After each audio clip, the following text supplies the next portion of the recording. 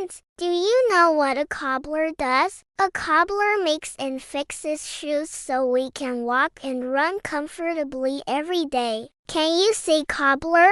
Great job! Cobblers use special tools to fix shoes. A needle and thread to sew. A hammer to tap the sole. Glue to stick things together. Let's all pretend to fix a shoe together. Ready?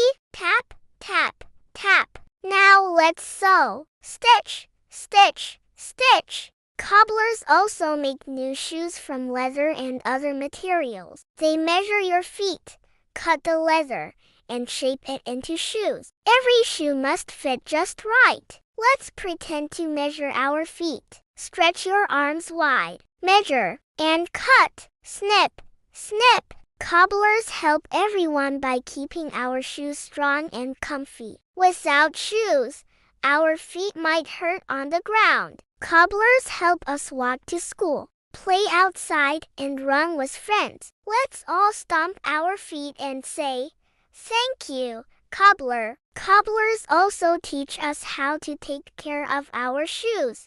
Keep them clean. Don't wear them in muddy puddles. Put them in a safe place when you take them off. Can you say it with me?